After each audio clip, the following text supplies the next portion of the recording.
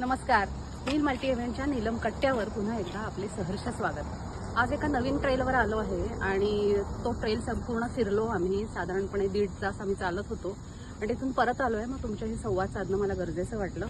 त्या ट्रेलचा अदलामधला व्हिडिओ मी शेअर करतच आहे तुम्हाला यानंतर, परंतु अत्यंत लांब लचक रस्ता आणि तो संपेना अशी परिस्थिती होती। परंतु आवर हेल्थ इज आवर रिस्पॉन्सिबिलिटी, आपली तब्येतीची जबाबदारी आपलीच आहे हे लक्षात ठेवून आपण वेगळी चॅलेंज घेतली पाहिजेत। वयाचा कुठलाही बहाणा न करता आपण चाललं पाहिजे आणि आपली तब्येत ठीक ठेवली पाहिजे। प्रचंड घाम आलाय, दमलोय खूप, आता घरी जातो। थँक्यू। आता या ब्रिजवरून आपण चाललोय।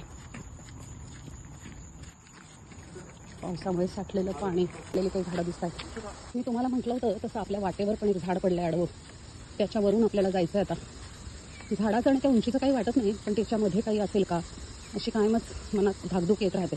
आता हे दोघं क्रॉस करतील आणि मग मी जाईन पलीकडे।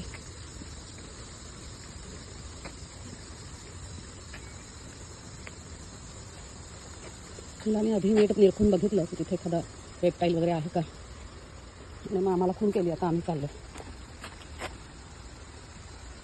तर तिला मदत करतोय जायला, आता मलाही करेल।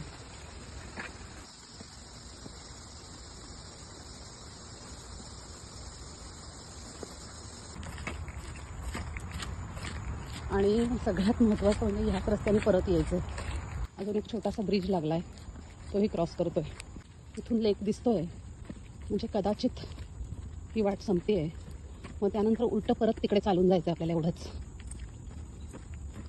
कदाचित या ब्रिजच्या पार आमचा एकतर्फी रस्ता संपतोय आणि मग परत या रस्त्याने आम्ही जाऊ परत।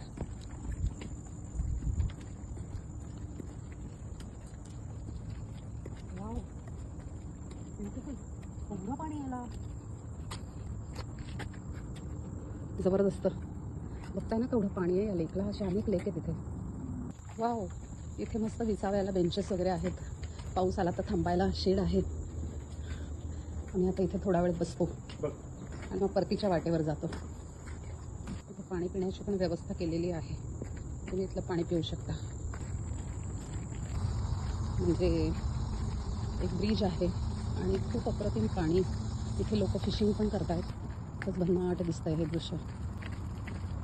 पण ते मासे मिळत असतील माहिती नाही, बघू आपल्याला काही दिसलं तर आपण शूट करूया।